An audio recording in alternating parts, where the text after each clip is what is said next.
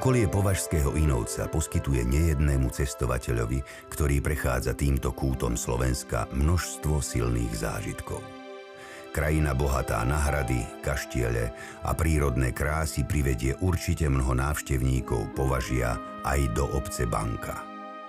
Ani by ste neverili, koľko histórie sa skrýva v nenápadnej malej dedine, učupenej na ľavom brehu Váhu.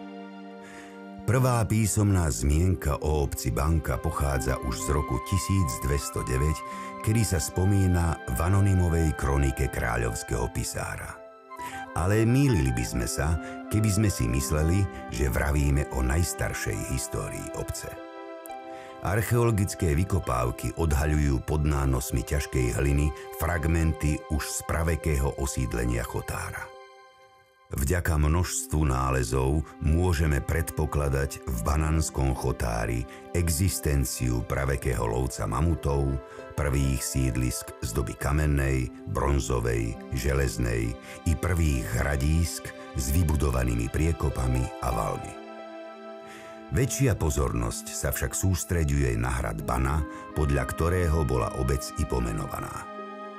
Tajomný hrad a liečivé pramene sa dodnes spájajú s povesťou o chlapcovi z hradu, ktorému pomohla voda a bahno vyliečiť zranenú nohu po tom, čo ako zakliatý páv uletel z hradu. A zdá aj preto dodnes blúdia v piešťanských parkoch práve tieto vtáky. Kto vie, či hrad vystavali jeho majitelia kvôli výhodnej prístupovej ceste na Moravu, alebo naozaj sa spájala jeho výstavba s množstvom tamojších liečivých prameňov. Dnes, keď už hrad nestojí a jeho existenciu nám dokladajú iba písomné pramene, zostane táto otázka nezodpovedaná. Faktom však je, že hrad patril spolu s ďalšími ležiacimi hradmi na ľavom brehu rieky Váh do obrannej považskej línie západnej hranice Uhorského kráľovstva a jeho vplyv a panstvo bolo rozsiahle. Posádku hradu tvorili ešte začiatkom 13. storočia hradní rytieri, ktorí za verné služby dostali značné čiastky z kráľovského majetku. Od druhej polovice 13. storočia strategický význam hradu Bana postupne upadol. Bananské panstvo s dedinou Bana prechádzalo ako súčasť tematinského, neskôr hlohoveckého panstva v priebehu nasledujúcich storočí do rúk viacerých šľachticov cez Ujlakijovcov, Turzovcov, Forgáčovcov a napokon Erdédiovcov, ktorým patrila až do poštátnenia v roku 1940. Množstvo zbierok viažúcich sa k histórii obce dnes nájdete v Balneologickom múzeu v Piešťanoch. Liečivé pramene a malebné okolie Považského Inovca nelákali však iba šľachticov a kúpeľných hostí, ale priťahovali tiež umelcov. Vo vile Bacchus na Banke medzi Vinohradmi vznikla vraj v roku 1801 nezabudnutelná Beethovenova sonáta Mesačného svitu. V roku 1933 objavil zasa okolie Banky akademický maliar Janko Alexi, ktorý tu dokonca založil umeleckú kolóniu, v ktorej žilo a tvorilo viacero významných výtvarníkov ako napríklad Martin Benka, Zolo Paluďaj, Miloš Vazovský či Jozef Ilečko.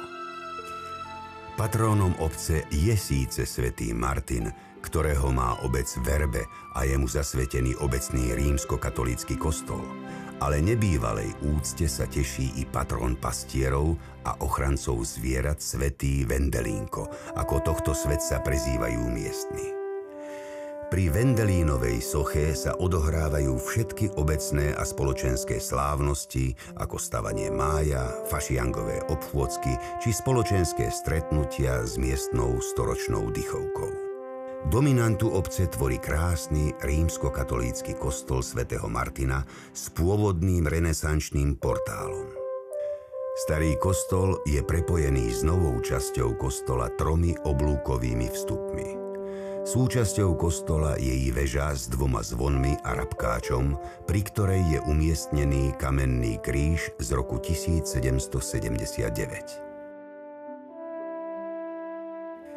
Interiér kostola je na stenách bohato zdobený rastlinnými vzormi, v stropovej časti výjavom Kristovho zmrtvých stania a menšími symbolickými výjavmi. Z pôvodného oltára sa zachovala v kostole schránka na hostie s vyobrazením Krista s kalichom a hostiou. Súčasťou kostolného areálu sú i staré náhrobné kamene zo 17. storočia, starý cintorín a lurdská jaskyňa z lomového kameňa. Medzi zaujímavé stavebné pamiatky možno priradiť i dosť zničený miestny klasicistický kaštiel. Okolie obce Banka sa priam ponúka turistom na dlhšie i kratšie vychádzky. A zda najvyhľadávanejšou trasou je návšteva Bananského náučného chodníka. Od malebného jazierka na Hlavine sa možno naň dostať jednoducho z lokality Ahoj smerom na Považskú nivu, Slňavu, Malé Karpaty, Piešťany, cez Banku a Červenú väžu do lokality Dubček a Sedla Havran. Na náučných tabuliach chodníka sa turisti dozvedia zaujímavosti o flóre a faune tejto prírodnej oblasti a môžu sa osviežiť pramenistou vodou z početných inoveckých studničiek. Ako by to bolo navštíviť tento kraj a nevyskúšať jeho termálne vody? Nie je nič jednoduchšie, ako prejsť Vápenický potok a navštíviť niektorý z kúpeľných domov alebo bazénov v Piešťanoch. Každá obec je niečím jedinečná, má svoj kroj, obecné znaky, dominanty či iné zaujímavosti. Obec Banka je priam zahalená tajomstvom svojej histórie. Kto vie, možno prechádzkami po Bananskom chotári objavíte zaujímavé nálezy tak, ako prví amatérsky archeológovia.